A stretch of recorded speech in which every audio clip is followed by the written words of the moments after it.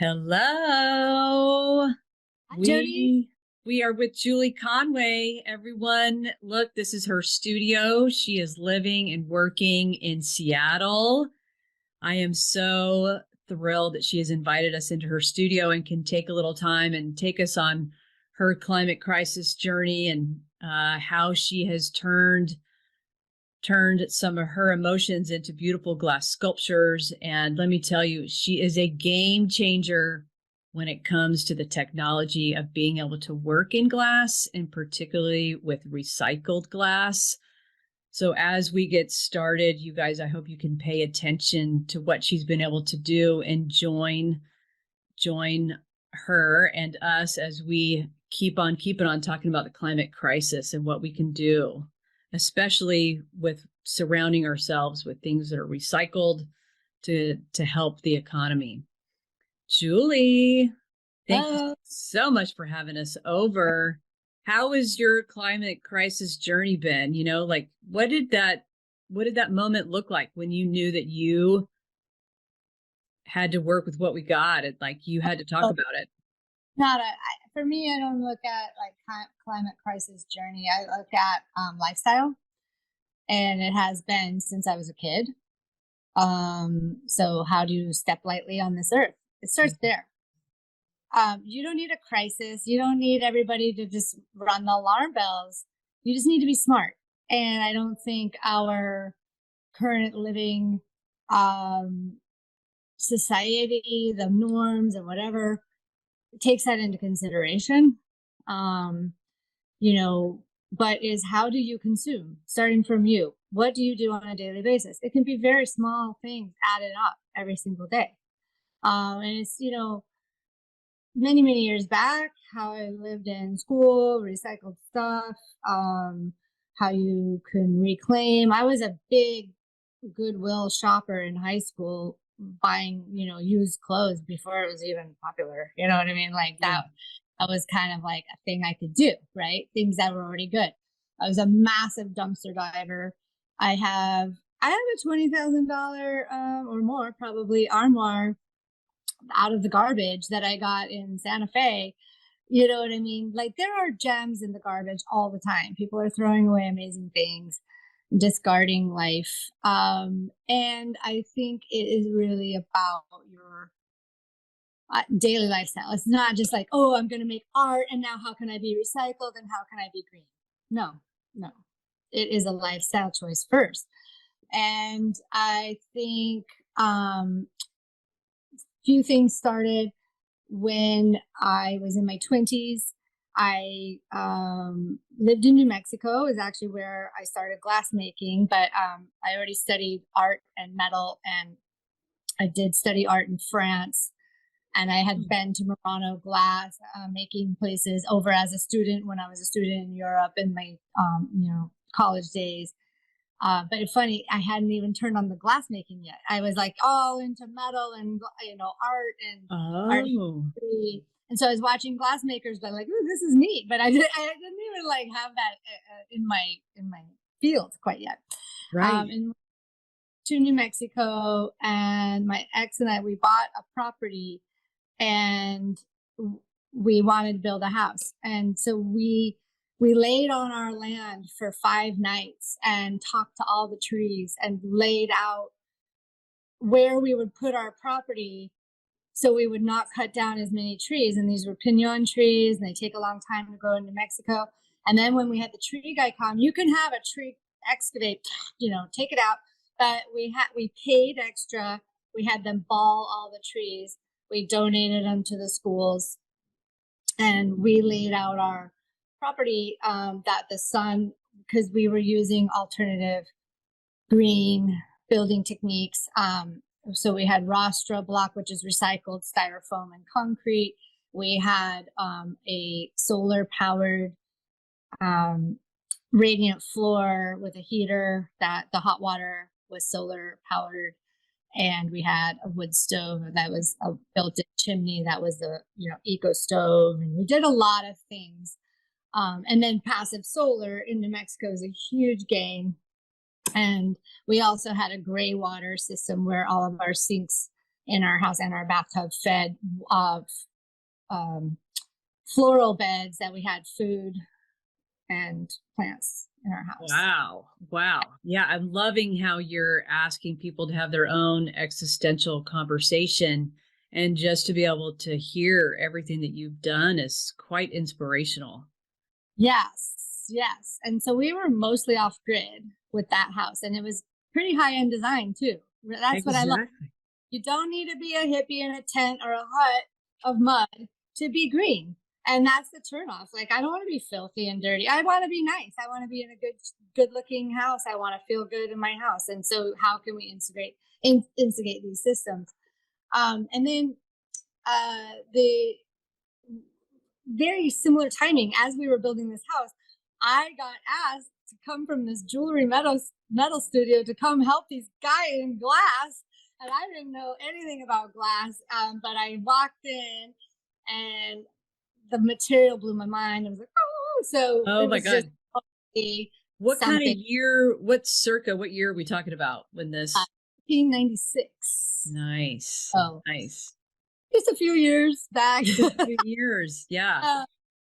So I loved glass, and I went on a journey of just exploring and figuring it and working for anyone, working for free, working for, whatever I could do. And at the same time, so we had that first house, and then I moved on when I started glassmaking. I moved to Santa Fe, and I lived in a completely green tin can cabin. Actually, it was one of Mike Reynolds' first, the Earthship builder. I lived in his prototype house, and that was 100% off grid. It was all wind powered, and we had car batteries that ran the house and did that. And then I lived Ooh, also. I'll have to talk to you later about the wind, because I'm interested in the wind energy. A lot of power there. And then the third house I lived in off grid was a Japanese designed home with an eco heating box. So you build a fire in one box, but it does a chimney that kind of coils all Ooh. around, heats your whole house from one small fire, and you cook on it and you do everything on it. So it's pretty neat. Was that experience connected to images like this? It is not. That was before all of that. Yeah. Oh, okay. It Okay. is like a background in green energy.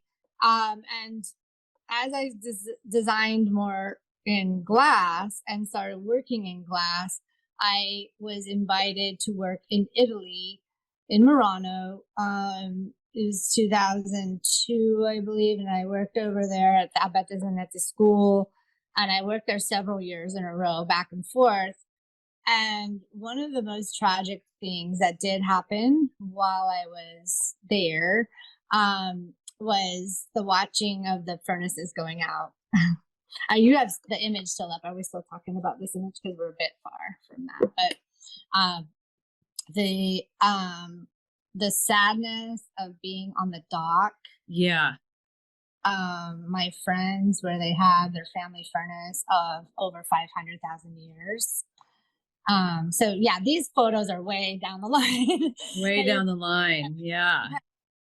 Background story at the moment before we talk about these. So yeah, we'll come back. Yeah. Anyways, so watching these furnaces die and these family businesses of centuries die was really where I launched Bioglass. So Bioglass became a nonprofit in 2005 when we had the very first green panel at the Glass Art Society conference. So there's a bunch of other glass artists that contributed. We're all co-founders, and we were all trying to find ways that green energy, eco-sustainable glass making could be accomplished.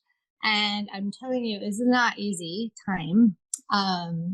So we just kept putting all of our 501c3 together, and we kept like, oh, well, so-and-so or Museum of Glass or whoever, or donors, or they're going to believe in this and they're going to want to help us. And didn't really want, like, the glass community was like, don't ruffle feathers. We want to keep going. And the donors don't want to They just want to like have beautiful things. It was kind of hard, actually, many, many years. But we went to green panel, became a permanent fixture on the Glass Art Society schedule every year. And we brought different and diverse topics every year, from education panels, from certain furnace building techniques to community and education to on and on. Yeah. It was really, really cool. We always had a different spin on it every year to try and get more momentum. And so I guess around 2012 or 2014, we just couldn't keep up the costs of a 501c3 without support. So it was just artists. It was only artists doing that. And we had no backers or supporters. So I launched my, and Jody, are you seeing me? Because I just see this photo. Oh, yeah. I'm sorry. I do see you. Yeah. Oh, I don't know if it's recording me or just been this photo for 10 minutes, but no, it's been there. Yeah. Can you see me now? I can. Okay, yeah. Great. So I don't know. It's kind of hard to talk to myself on that picture. Sure. I was hoping it was inspiring you, but no, thanks. I mean, yeah, but it's just like hard to talk to that. Anyway, where were we? So, like the nonprofit is now available in Facebook group, which are 1,800 people. We share tons of stuff going on with green energy techniques. And then moving forward, I tried to launch a glass making project with the Santa Fe water treatment plant, because they have a lot of CO2 coming off of that when you treat city water off the methane.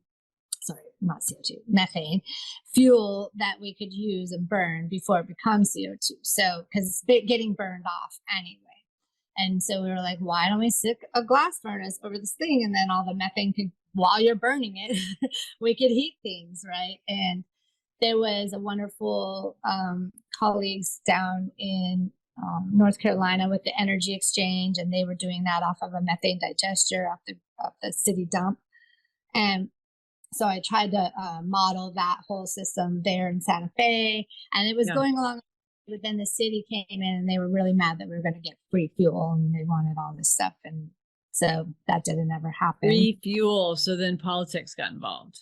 Oh, always. Yeah. And several of our colleagues and founders of Bioglass had up against a lot of the politics. And there was a project that was going through in Louisville, Kentucky, on the Ohio border. And our friend, she had won a number of, almost $250,000 in grant money, I think, to launch her project. And then it was the same thing. Oh, was there free fuel for the city? And oh, we're going to take it, and you can have 15% of the fuel. We're going to use 85% of the fuel. And then she used her grant money in legal defense and then stepped away. She just couldn't do it. So it is hard. It is hard. And there's more examples of that. It's actually kind of tough. And I'm sure. Yeah, I'm sure you'd be good in front of policymakers to help with that. Yeah. When I moved to Seattle, I found one of the very few green built houses. I live in the city with a green built house. It's really great. That's I awesome. $20 on my utilities, and I live on a very, very low carbon footprint for my home. And to be honest, Seattle is good, like other cities. When you have a community studio such as Pratt or Shack Art Center or Pittsburgh Glass Center or Benzeni's in Florida, different community centers like this are actually very eco-efficient because the fuel is going to get used anyway, right? So glass is on. Once you turn on that big furnace, it is running. So if you have people like the Pratt example in Shack Art Center here in Washington is like 7 days a week from 8 a.m. till 10 p.m. or, every single day, there are glass blowers using that fuel. It's on anyway, so it's getting utilized to its maximum. And it's kind of like riding public transportation. riding the train as a commuter, is a sustainable or eco-friendly type of thing instead of individual cars going down the road. So when you share the building materials for the building, and you share tools, and you share the furnace, and you share everything that you would need as your own individual shop at home, Yeah. you share all of that, right? And then it gets used to absolute maximum, because I am not going to blow glass 7 days a week. That's impossible. Like, we have to process the glass we blow, right? So Right. you have all these other days that the furnace is on, unless you rent, if you're a bigger influencer, you have a big large studio yourself, they often have a manager and they rent those other days that they're not using. So when you go to a community shop, it's already an eco-friendly move right there. And then the Pratt furnace for years was an Eddie Bernard recuperated furnace, and the fuel would go back in and reserve and all of that. And now we have some Fred Metz energy efficient materials and equipment in the studios as well. So I think that's one of the best things about being in a glass community, is because we're all sharing, and it does take down even the building footprint, right? You know what I mean? Everything. Yeah. We do have an unprecedented number of glass makers in the Puget Sound area. Yeah, and that's why, because we also need the team, because glass making really isn't like, oh, I'm just painting on the Champs-Elysees and I'm going to decide whether or not I should add some clouds here or something. It's full on, right? It's full on. And the fuel is being used, the glass is hot, and we're talking hot furnaces, but even for kiln shops and things like Pratt, and where you can fire together and, like, you know what I mean, and just use a communal space. It's really, really good. And I think that's what Refract here is celebrating, is that community. And I think Seattle does a really, really good job of it, and helping each other and sharing and a major hub and a major mark in our history with the studio glass movement and the American studio glass movement too. Right. So I'm going to pull up that picture again. Let's walk us through these. So here you are blowing glass in the lower portion and some color pendants here, but look at this huge pile of glass bottles. Yeah, this picture was taken last week, actually, working in my partner studio in Oaxaca, Mexico. So my one of my co-founders of Bioglass, Christian Thornton, he is a real guru on energy efficiency and using eco-efficient techniques. And I should say, the reason why I'm partnering with his studio in Oaxaca is because for years, I've tried to get a green glass system going here in Seattle. And I wanted to use systems like going and collecting restaurant vegetable oil that is used in frying process. And they have to pour that either down a drain or, somehow get rid of it. And it is a waste product. And it is a cost to a restaurant to either try and get rid of it, or it also is a bad thing for the pipes in the city, right? So Christian has come up with a really great system, and we also had our other co-founder, Hugh Jenkins, had a similar system in Hawaii, where the diesel trucks go around and pick up vegetable oil, and we go and put it in the furnace, and we have a free fuel. It's fantastic. So I was all about trying to set up the system through the ID and the Chinese restaurants and Vietnamese, all those, great restaurants that are so close to Pratt and so close to, Benny Moore's studio and other glass making spaces, that I was like, oh my God, we could get all this oil. They use it so much, and it'd be really close to these locations. And then I was kind of told by, authorities at hand that it was like, oh, no, Julie, you need a hazmat driver's license. You need $100,000 this. You need a specialty truck. And I was like, wait, this is just vegetable oil that they literally bought at Costco. Insurance. We're taking it in plastic barrels out, just like it got in here. What are you talking? This isn't a nuclear hazmat situation. This is crazy. So again, the systems are really, really tough and challenging and uphill. And then I just was like, I have these lighting lines that I've been wanting to put into recycled glass and other product. And how can I get this out and provide jobs and make a difference? So I Christian, see. Yeah. yeah, So he was definitely, Christian, yeah, he just huge help. invited. He's like, just come work with me, and I'm like, okay, perfect. So now I really excited because my traditional lighting studio Illuminata has been making custom beautiful pieces for hospitality or residential or whatever. And then now the Lumi collection is mostly made out of recycled glass. So it's high-end lighting pendants. It's a series. It's ready-made, and I have glassware. And I get to go work with his team.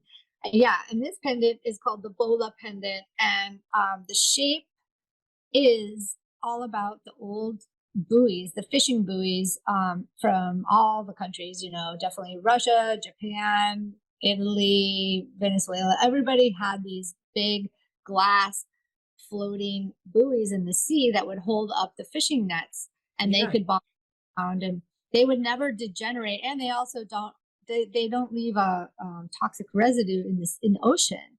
Like plastic buoys break down and we add more microplastics to the ocean. They also, where the connection of the net is, can break and leave the buoy floating off or sinking into the sea or adding to the plastic island. And so this whole light series came up of looking like those old buoys, which I wish we would use because they're also beautiful. And they could Yeah. also, you know, the fishing nets used to be like a hemp rope and glass. And that is just this Exactly. whole Yep. situation, right? It's like that's going to last forever. And I will say, even though there is a fuel intensity to using glass, it's a sustainable material. It lasts thousands of years. Look at the Chartres windows or the, Notre Dame, like rosette windows are thousands of years old. And there is a sustainability into how long your project stays, you know? Right. Right. Um, that yeah, like if you make a couple efforts on how you live or balance out on how your studio is, or if you're using community studio, then yeah, you're making a sustainable product, and that's something that's really important. Well, my goal for you is to definitely help find a sponsor for Glass Bio. I just think everything about Ah, that is yeah. so important. And as we come to a close, do you have some future projects you want to let everybody know about? Well, I think what's super exciting, I have a brand new mold in the works down in Oaxaca. We're going to have a couple new series launching in 2024. Awesome. I think right now, thank you, Jody, for bringing this to the fore. It's really interesting because we work really hard through the Glass Art Society. We all have a role in this, right? Yeah. And people are seeking this information. They are, but like I said, and it's almost like that hundredth monkey type of thing. It's like it has to gain, it has to gain, but also the real change right now. Do you want me to be seen? I'm just like still on the photo, Oh, but I just liked having that picture up. Let me stop that image right here. Hi. I was going to say because my message to the people is, how do you want to contribute to this? Everybody's got a role Yeah. in this. And so, we're all doing our best. We're all trying to survive as artists. It's hard once you choose the artist path. Sometimes you're like, I got to just do whatever I got to do. I got to pay my studio. I got to sell this piece, and, but I do think there's an interconnectivity. And so, are you supporting the farmers markets? Are you doing like all things? The sustainable life isn't just like, oh, I'm flipping this switch, because that's how we've lived for the past 100 years. It's like, oh, flip on the gas switch, but we don't know where it really came from. Or, this idea of electric cars, but it's like electric cars comes from coal, right? Where are you getting the electricity? So Right. are you charging your electric car on a solar generator? Because then we're actually talking about a green energy, right? Yeah. And those batteries. Oh gosh.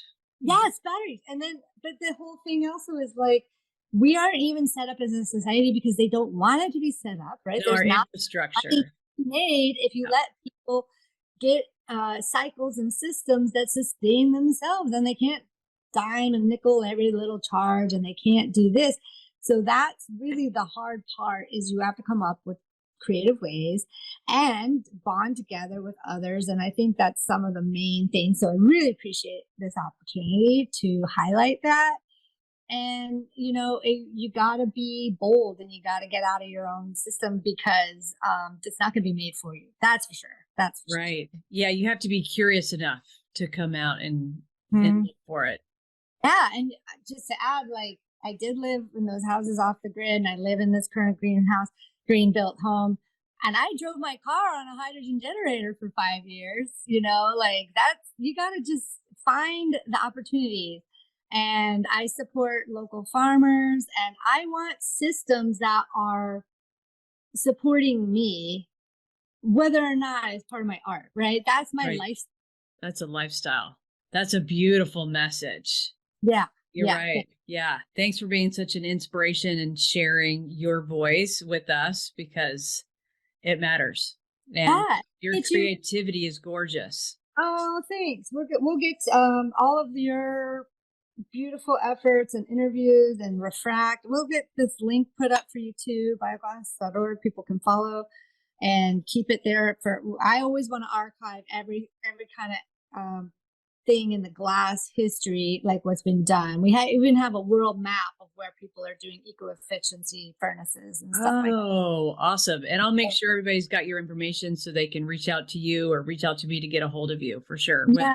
So we want to be recycling or the pendants there as a resource, right? Yes. And so people can come, oh, wasn't there an interview at some year and blah blah blah. I'm like, yes, like it's all in a kind of a, and I'm happy to share or use, or anybody wants to put something up there, give it to me. Or hey, get me a what do you call? I need a college or high school website intern. An intern. Yes. Put up there, and we're all running our studios and doing this. Yep. But if you're an intern out there and want to know what's up and have a hunger to learn, reach out to both of us. Yeah. Thanks. And by the way, I did have this. I remember I set this aside. Let us see. Yeah, this is a recycled glass sconce that this series did launch at the Four Seasons Hotel. So, you can put trash to treasures literally in like a high-end design situation. So all of the bottles that were used to make this were trash bottles. And you know what? That kind of looks like the interior of a single-use plastic, and I'm sure it shadows and makes great reflections. Oh, it does. It's gorgeous. Yeah, and the whole wall of down at the Four Seasons, like water reflecting patterns, and it's just my God, the water. A beautiful meal. So, and I'm always in the dumpster diving. I mean, always. It's just kind of a lifestyle. So there's You're amazing. Well, we look forward to keeping up with you as we go on. Thank you. Keep on keeping on. Making this come together, and I'm happy to be a part. Thank you so much. Oh, great.